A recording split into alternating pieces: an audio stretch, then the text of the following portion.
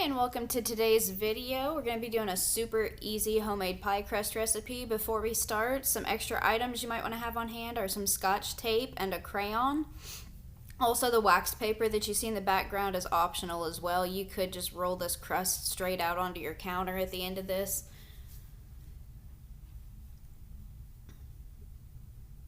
And this pie crust is going to be all butter. We're not going to be putting any shortening into this. This is the best pie crust recipe that I've found because you don't have any problems with it not rolling out right or getting too sticky. Sometimes the recipes that have shortening in them, they don't want to come out quite right. So we're starting with 2 cups of all-purpose flour, and I'm putting this in a food processor just with the blade in the bottom. And you could mix this by hand, but if you do, you're going to need to have a pastry blender to do it, and it's pretty time consuming, so it is good if you have a food processor to go ahead and use it instead. The next ingredient that we're going to be putting in here is some salt. Now this is a pie crust that could be used either for pies or for a more savory dish like a shepherd's pie or something. If you only want to use your pie crust for a dessert pie and you want it to taste a little bit sweeter, don't put the half a teaspoon of salt. Instead, put half a teaspoon of sugar into it, just plain white sugar. Next, we're going in with 2 sticks of butter. The key here is to make sure that your butter is straight out of the refrigerator. You want it to be as cold as possible. That way this crust really holds its shape and sets up nicely. You're gonna cut that butter into about 1/2 inch wide little squares, and then you're going to split these squares up and try to spread them around inside of your food processor whenever you put them in there. As you can see me doing there, you want to try to break them up if you can. And then you're going to move on to your second stick, do the same thing with it. To my left or in front of me, I guess, you can see a glass of ice water sitting there. You really want your water to have ice in it, and you want to let it sit for a couple of minutes before you start adding it into your mixture whenever you got your food processor going, because again, you want to keep this as cold as you possibly can and keep that butter from getting melty and squishy. The colder it is, the easier it is to handle and to roll out. And this crust that we're making, it can be either refrigerated or it can be frozen if you're going to use it at a later date, or if you're making the pie right then, you can mix this up, roll it out, and just put it straight into a pie dish and use it. Either one of those ways is fine. Moving you in here a little bit closer so that you can see the food processor whenever this is getting mixed up. And I'm not using the pulse setting, I'm just putting it on the lower setting. Mine has like a pulse and then speed 1 and speed 2. I'm using it on speed 1, and you're going to let it mix for just a couple of minutes, and then I'm going to try to show you. It's going to be a little bit hard to see on camera here, but your mixture will get a little bit grainy. You just want to make sure that you don't still have chunks of butter in there, because if you do and your pie crust has like visible chunks of butter, whenever you cook it in the oven, those are going to kind of burn, and it's going to make little holes in your pie crust. You want it to be very well incorporated. Now we're going to go in with the ice water, and this is what's going to help your dough to form. So put it back onto your low setting, and then you're going to take 1 tablespoon at a time. How much you're going to need really just depends on the mixture and how your food processor is working. Mine is going to take, I believe it's 5 tablespoons. Let's see, there's 3. And then you can see the dough start going in. Or start forming, sorry. You'll see little spaces that are starting to form as it spins. That's your dough coming together. And yeah, there's my 5th tablespoon. And then you'll see this all come into one big ball. That's what you want. So there that is. And you're going to see me show that in the camera here in a second so that you can get a better look at it. That's really what you're going for. You want all of your mix to be off of the sides and the bottom of your container and into one ball, but you do not want it super liquidy. You don't want to see water sitting in your container. Because if you get your dough too wet, then you're going to have to add more flour, because dough that's too wet is going to do the same thing as dough where your butter has gotten too warm. It's really going to stick to your counter and to your hands, and it's going to be hard to work with.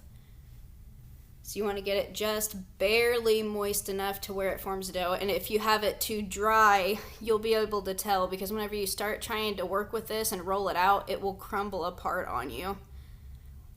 And this part here, getting it out of the food processor, sometimes can be a little bit difficult. You'll see me struggle here in a second.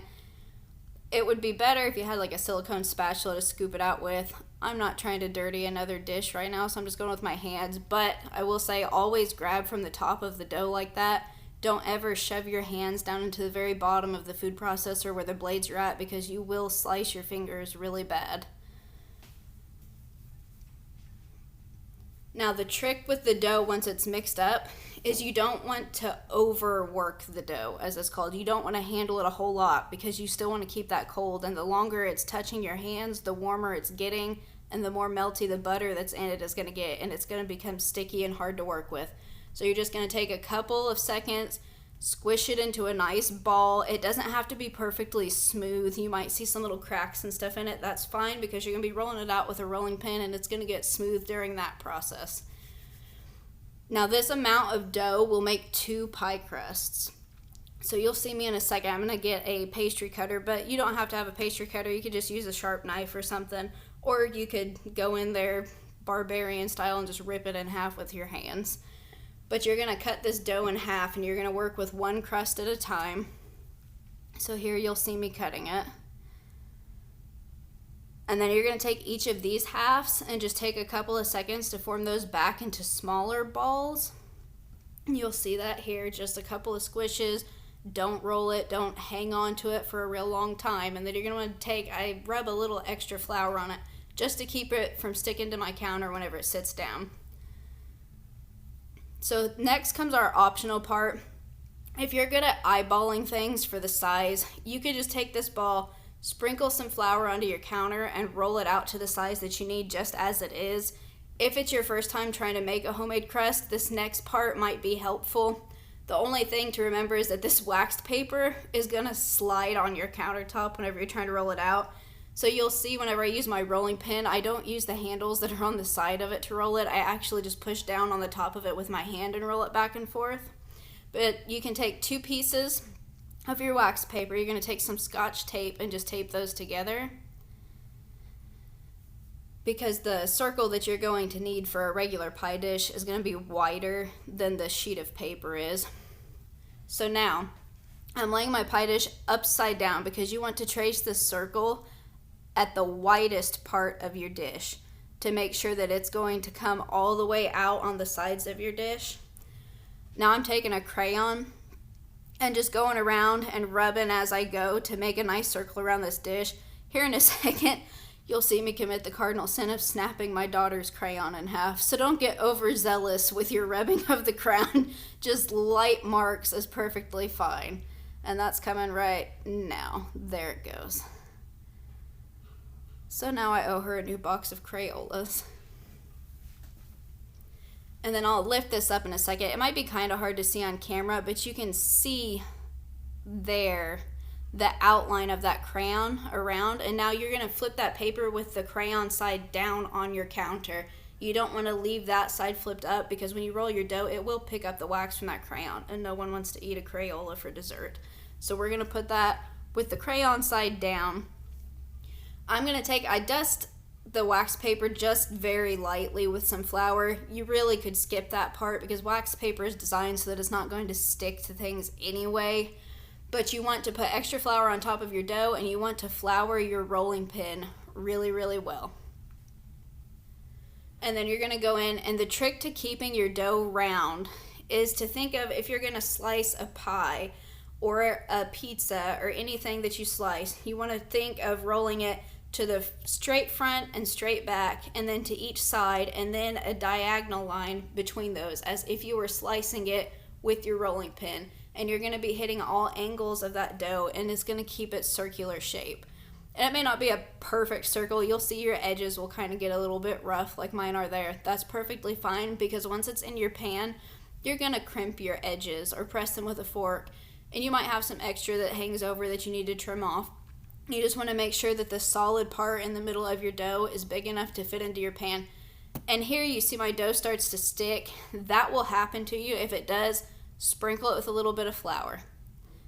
And if you would end up pulling up your dough when it sticks like that, and if it rips, it's perfectly fixable. Just pick it up, squish it back into a ball, and then start over again, and you're fine. It's kind of hard to ruin this, which makes it very good. Especially if you're somebody that's just starting out with cooking from scratch. So now I'm putting mine in the freezer because these are pie crusts that I'm going to use for Thanksgiving. So I'm going to roll these onto themselves.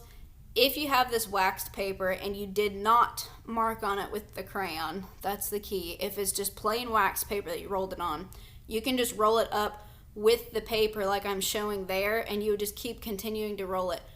Mine has crayon on it, so what I'm going to do is put extra flour, and it's going to take quite a bit of flour, but you really want to make sure that the inside of the dough that you're rolling it onto, it's not going to stick to itself. So you're going to put extra flour down, and you're just going to start rolling on itself and continue to flour as you roll. And you really want to flour both sides. Here in a minute you'll see me start to put some flour on the underside that's coming up off the paper because it will be a little bit sticky. And there I go, starting to put it on the back of that. And you just want to continue to sprinkle the flour as you roll it up.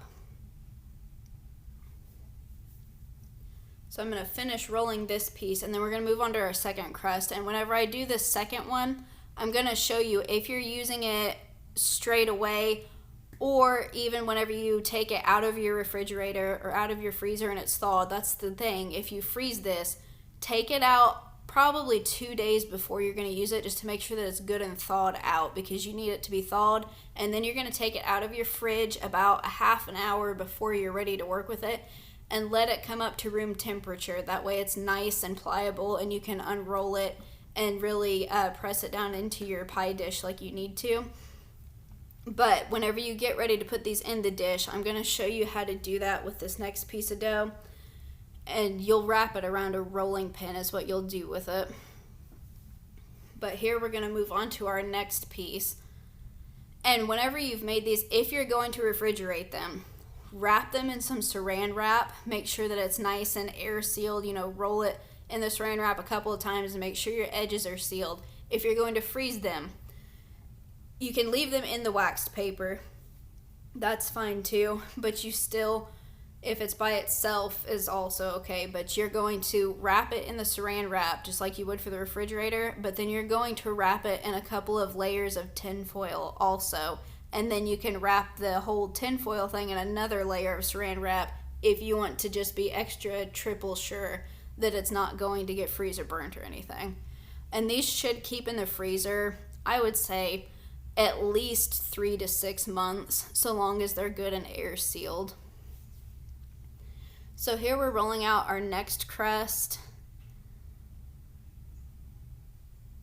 And now this, for Thanksgiving, I'll be making pecan pies and pumpkin pies. So I'm getting 2 separate pies out of this. If you're making like a fruit pie, like cherry or apple or whatever, those usually take 2 crusts. You have one on the bottom and then one on the top, so you will only get 1 pie out of this mix if you're doing a fruit pie. So we have our second circle here now.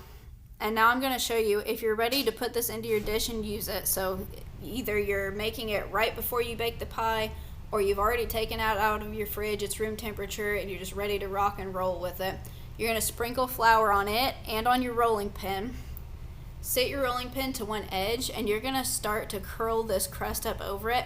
Now don't push down on your rolling pin and smash the dough into itself. You're just very lightly rolling it up, and you'll see I can pick it up. It's wrapped around there.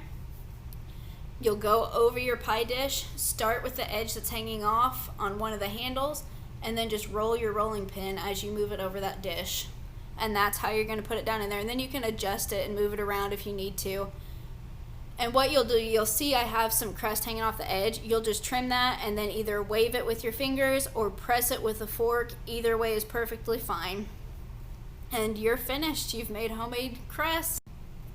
If you try this recipe, please let me know down in the comments how it worked for you and if you liked it and what kind of pie you made. If you want to see more recipes and some craft videos that are going to be coming up, please like this video and subscribe, and tell someone else if you enjoy the videos that are on here so that they can subscribe also. And as always, thank you so much for watching my videos. It really makes me feel good to know that I'm helping somebody learn something new. And happy holidays to everybody. I hope everyone has a great Thanksgiving and you get to eat lots of delicious food.